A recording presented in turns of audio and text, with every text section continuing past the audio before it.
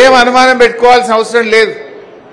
మనం 10 ఏళ్ళు ఉన్నాం కనీసం, వాళ్ళు 4 నెలలు కాలే ఇప్పటికే ప్రభుత్వం మీద వ్యతిరేకత స్టార్ట్ అయింది.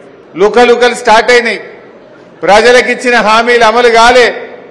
ఇవాళ పొద్దున మీరు పేపర్లో చూసుంటారు, జనగామలో వడ్లు 1550 రూపాయలకు కూడా ఎవడు కొంటలేడని రైతులు మొత్తుకుంటున్నారు. ఎలక్షన్ల ముందు రేవంత్ రెడ్డి ఏం చెప్పిండు, వడ్ల కోసం 2500 రూపాయలు ఇచ్చి వడ్లు కొంటమో అన్నాడు. ఇవాళ జనగామ మార్కెట్లో చూస్తే 1760 రూపాయలకు వడ్లు అమ్ముకున్నారు. మరి అన్ని వాళ్ళ మాటలన్నీ కూడా నీటి మూటలని ప్రజలకు అర్థమైంది.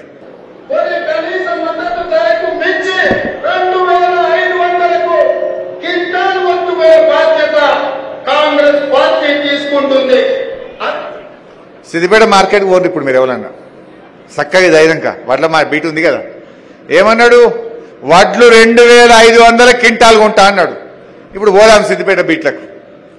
లేదా మీ ఊర్లల్లో బీట్ పెడతారు, ఎట్లాగూ లింగారెడ్డిపల్లి కాడ కూడా పెడతారు. అది ఏం రేట్ వస్తుందో చూడండి. 1560కి అమ్ముకుంటారు. ఇవాళ మద్దతు ధర 2160, కనీస మద్దతు ధర కూడా వస్తలేదు. తాలు పేరు మీద 2 కిలోలు 3 కిలోలు కటింగ్ పెడుతున్నారు, మద్దతు ధర వస్తలేదు. ఈయన చెప్పుడేమో 2500, వచ్చుడేమో 1560. ఇది రైతులకు మోసం కాదా? ఇవాళ కాంగ్రెస్ బీజేపీలు ఒకటై బీఆర్ఎస్ ను లేకుండా చేయాలని చెప్పి బడే బై చోటే బై ఇద్దరు ఒకటై కుట్రలు చేస్తా ఉన్నారు.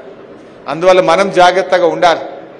ఇవాళ కాంగ్రెస్ పని అయిపోయింది, కానీ తెలంగాణ ప్రజలకు బీఆర్ఎస్ పార్టీ శ్రీరామ రక్ష. నిజంగా మనం వచ్చినాకనే ఇవాళ తెలంగాణలో తలసరి ఆదాయం పెరిగింది, తెలంగాణలో తాగునీటి సమస్య పరిష్కారమైంది, తెలంగాణలో పుట్ల కొద్ది వడ్లు వండుతా ఉన్నాయి. కేసీఆర్ ఉన్నప్పుడు రైతులకు పుట్ల కొద్ది వడ్లు వండితే కాంగ్రెస్ వాళ్ళు వచ్చినాక పుట్టెడు దుఃఖం వచ్చింది.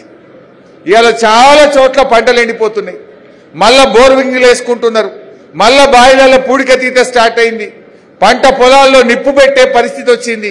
ఇవాళ రకరకాల ఇబ్బందులు ఇవాళ రైతుల్లోకి వస్తా ఉన్నాయి.